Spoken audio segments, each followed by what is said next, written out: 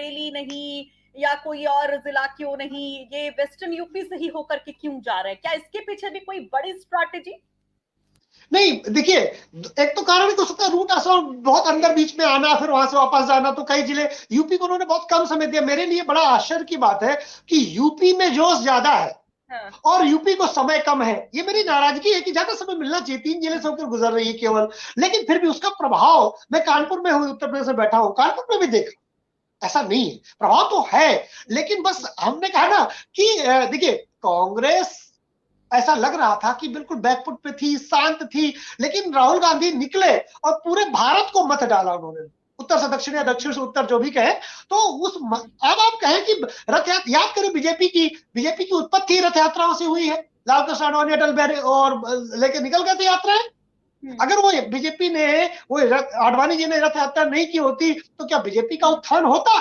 तो जब भी यात्राएं होती हैं, जब राजा जनता से मिलने आता है, जनता से संवाद करता है। अब राहुल गांधी 25 से 40 किलोमीटर रोज ट्रेवल करते हैं, हजारों लोगों से मिलते हैं। कैसे लोगों के अंदर उनके प्रति सम्मान या लगाव नहीं पैदा होगा? होगा ही जब रूलिंग पार्टी का व्यक्ति या किसी सत्ता दल का व्यक्ति जनता के पास आता है। जनता उसे, देश की जनता भावुक है, वो बहुत सारी गलतियां माफ कर देती है। कांग्रेस की गलतियां भी माफ करने के लिए ऐसा लगता है कि देश की जनता तैयार है। हाँ, अब ये इसका, ये मैं बार बार कहता हूँ, इसका ये जो कमेंट आते हैं कि बस बीजेपी गई और कांग्रेस आई, इससे पूरी तरह सहमत नहीं हूं। लेकिन हाँ, ये कमेंट ये बताते हैं कि लोगों के अंदर कांग्रेस के प्रति स्वीकारोक्ति बढ़ रही। अचानक बहुत बड़ा परिवर्तन नहीं आने वाला कि इस यात्रा किए और कांग्रेस बिल्कुल बढ़िया, बहुत व्यवस्था में आ गई। लेकिन यह भी सच है कि कांग्रेस का जो नीचे की तरफ ग्राफ था जाने का, वो निश्चित रुकेगा। और दूसरा, एक मेच्योर नेता भारत को मिलने जा रहा है कांग्रेस की तरफ से। जी बिल्कुल। देखिए, मैं बार बार कहता हूं, कोई व्यक्ति 3000 किलोमीटर की यात्रा करे, 108 दिन वो ट्रेवल कर रहे हैं, हजारों लोगों से मिले। अब राहुल गांधी, वो जो उन्हें हेरिडिटरी में बहुत रिचनेस मिली थी, बहुत एलिटनेस मिली थी, एलिट लोग भारत के लोग को आप स्वीकार नहीं करते। भारतीय जनता जनमानस को, एलिट को नहीं स्वीकार करती। तो वो एलिट से एक आम व्यक्ति के नेता बन रहे हैं, इस यात्रा ने तो इसे किया है। अच्छा, चलिए एक बार फिर से अपने सहयोगी मोहित का रुख कर लेती, क्योंकि ये लोनी पर ही है पहले से ही, सुबह से ही। चुनाव होगा तो वो कांग्रेस की तरफ मुसलमान ना चला जाए, उनका वोट कहीं ना चला जाए। इसमें दो बातें हैं। जैसे आपने प्रश्न किया तो उसका उत्तर रह गया था कि उन्होंने वेस्ट को ही क्यों लिया। वेस्ट में देखिए मुस्लिम ज्यादा मात्रा में है, तो जब उनको चुनने को आया तो शायद लगा कि वो माइनॉरिटी को ज्यादा फोकस करें। ये भी एक कारण हो सकता है। वेस्टर्न यूपी से जब निकलेंगे तो वहां पर मुस्लिम प्रभाव ज्यादा है, तो उन्होंने माइनॉरिटी को भी फोकस किया है। क्योंकि एक वोट बैंक अगर माइनॉरिटी के रूप में, जैसा कि एक आपके दर्शक से कमेंट भी आया कि अगर वो उनकी तरफ शिफ्ट करता है तो कांग्रेस को एक बहुत बड़ा वोट बैंक मिलने की संभावना है। तो एक कारण ये भी है। और दूसरा, अखिलेश यादव का जो रिएक्शन था वो यही था। अखिलेश यादव देखिए, जो 2021-22 के चुनाव हुए उत्तर प्रदेश में, 21 के चुनाव, हाँ 22 के चुनाव हुए, उसमें अखिलेश जी को जिन्ना, मोहम्मद अली जिन्ना के बाद सबसे ज्यादा मुसलमानों के मत प्राप्त हुए। यानी अखिलेश यादव पूरे पीक पर है मुस्लिम मत। अब इससे ज्यादा मत नहीं मिल सकते। 89-90% मत मिले उन्हें उत्तर प्रदेश के मुसलमानों के। यानी अब मुसलमान के मत अब अखिलेश से इससे जा नहीं सकते। अखिलेश यादव बहुत बार मुसलमानों के साथ खड़े हुए नहीं दिखाई दिए। दूसरा, राष्ट्रीय चुनाव में अखिलेश यादव की उतनी बड़ी भूमिका नहीं है। तो अगर बीजेपी के से जो नाराज वोटर है वो किसकी तरफ जाए? अभी तक वो कंफ्यूज था उत्तर प्रदेश का वोटर, कम से कम कहे।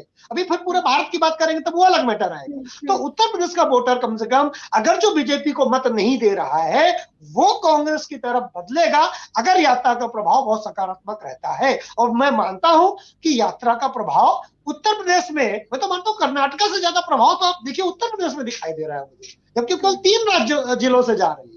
तो ये मान के चलिए कि वेस्टर्न उत्तर प्रदेश में और पूरे उत्तर प्रदेश में कांग्रेस के अच्छे दिन शुरू होने वाले। मैं बहुत परेशान हो रही हूँ उस समय, क्योंकि मेरे लिए थोड़ी मुश्किल यहाँ पर है। मेरा नेटवर्क बहुत इशू कर रहा है और मैं कोशिश करूंगी कि सही स्मूथली सारी चीजें पहुंच जाएं। और हमारे एक और मेहमान है, वो हमसे जुड़ेंगे, उनसे भी हम बात करेंगे। तो यहाँ पर हम लगातार जो चर्चा कर रहे हैं कि राहुल गांधी की यात्रा का कितना अभी तक आपकी आवाज बहुत अच्छी आ रही है। अच्छा, हाँ, नहीं नहीं नहीं सर, लेकिन जो मैं ऑपरेट कर रही हूँ ये जो शो को, वहां पे दिक्कत हो रही है। कासिम सर नमस्कार, और क्षमा चाहूंगी आपसे कि बहुत देर से मेरा कनेक्शन बार बार टूट रहा था। लेकिन फर्स्ट रिएक्शन आपका पहले। कि राहुल के आने के पहले ही जिस तरीके से संत समाज का भी आशीर्वाद मिल गया है। नहीं, यात्रा में जा रहे हैं, मंदिर जाना चाहते हैं, जाएं, लेकिन मुझे लगता है कि फिर बचना चाहिए था मंदिर से। अच्छा जी, क्योंकि अगर आप देखिए जिस पश्चिम उत्तर प्रदेश से जिस रणनीति से आप जा रहे हैं, मंदिर जाते, फिर एक्चुअली कांग्रेस की यही सबसे बड़ी समस्या है कि फिर आप अपने एक जगह पर स्थिर नहीं रहते। ये उसकी सबसे बड़ी समस्या। अब आप दोनों, अपने यहाँ कहावत है कि आधी को छोड़े पूरी को धावे, पूरी मिले ना आधी पावे। आधी पावे, हाँ हाँ। तो आप फिर इसको सेकुलर यात्रा रहने दीजिए। अब अगर इस यात्रा को आप धार्मिक यात्रा में कन्वर्ट करेंगे तो आपको फिर वो एक समस्या आएगी। नहीं तो सेकुलरिज्म का मतलब ये तो नहीं है ना कि मंदिर नहीं जाए, मंदिर भी जाए, मस्जिद भी जाए। नहीं, कांग्रेस ने तो पिछले 75 सालों में यही स्थापित किया है। हाँ। कांग्रेस ने सेकुलर का मतलब सारे धर्मों की समानता स्थापित नहीं किया है। सेकुलर का मतलब है हिंदू धर्म से विरोध। ये स्टैब्लिश सत्य है कांग्रेस का। अब अपने स्टैब्लिश सत्य से आप अगर अलग हटते हैं, आप पीठ पीछे हिंदू धर्म के समर्थन करते रहे, लेकिन खुल करके जब आप ऐसा करते हैं और फिर वो आपको मौका दे देंगे दूसरे को।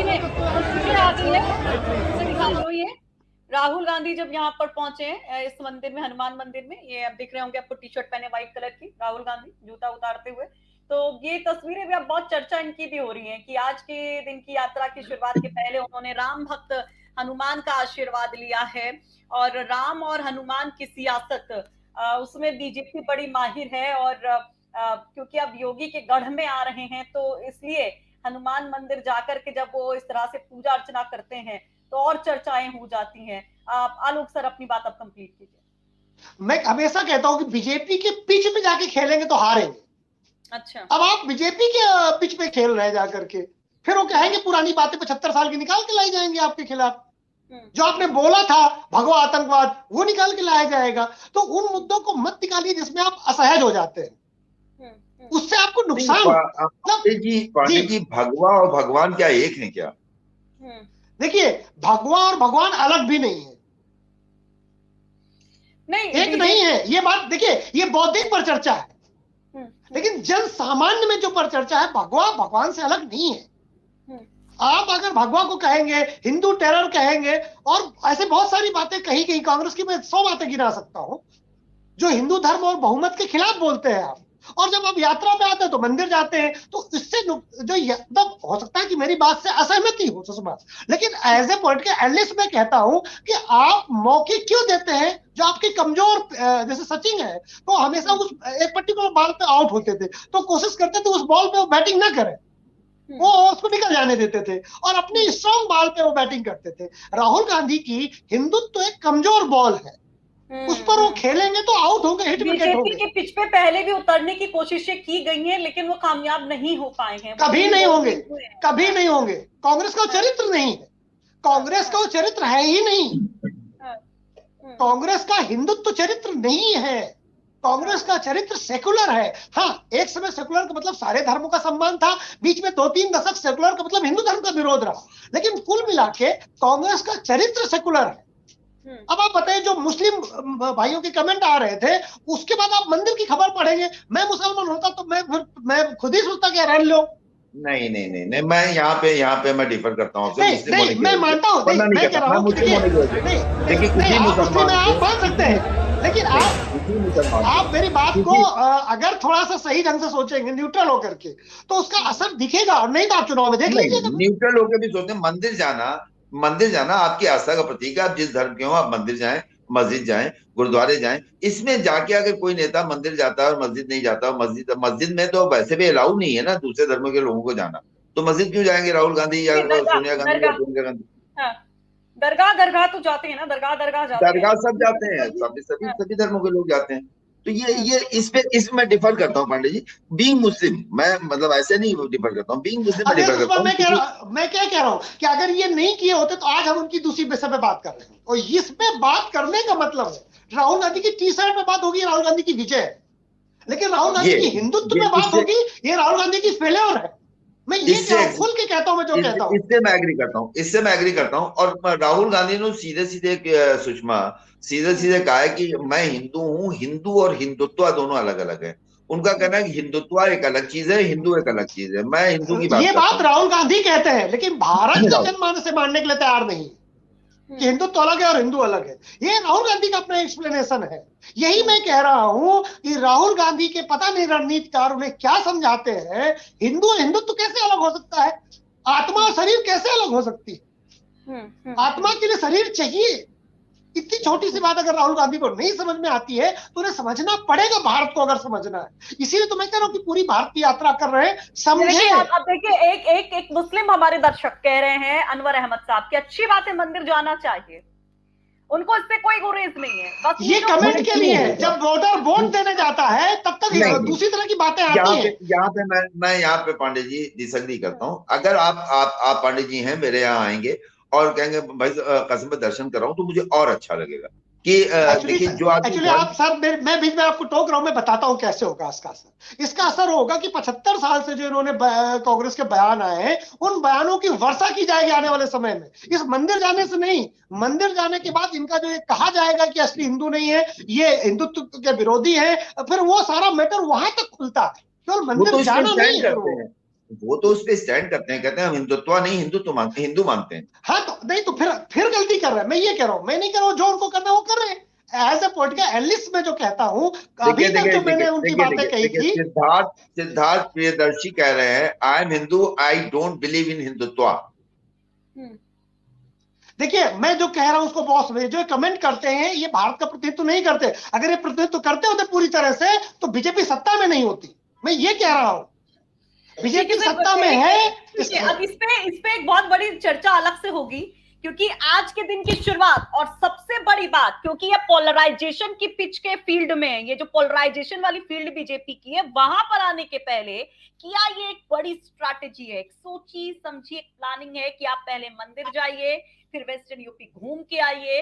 क्या ये अलग से एक स्ट्रैटेजी राहुल गांधी की अगर है, तो क्या ये इस स्ट्रैटेजी से बीजेपी को वाकई में मात दे पाएंगे? अगला लाइव इसी पे हम जुड़ेंगे। हमारे तमाम दर्शकों को हम पहले से बता देते हैं कि यही टॉपिक रहेगा कि राहुल गांधी की एक बड़ी ये राहुल गांधी की, मैं मानता हूं ये फेलियर, अगर मैं उस दौर में रहा तो मैं सिद्ध करूंगा कि राहुल गांधी की गलती हो गई उनसे। अभी टाइम खत्म हो रहा है, इसमें बस हाँ जी, राहुल गांधी से गलती हो गई। तो अलग से हम एक पूरी चर्चा करेंगे, क्योंकि ये अपने आप में बहुत बड़ा विषय है, क्योंकि ये शामली बागपत ये किसी और ऐसे इलाके से नहीं जा रहे हैं, तो ये इसलिए बहुत चर्चा इस पे होगी। एक मंदिर के अंदर दर्शन करते हुए फिलहाल यहाँ से निकलने वाले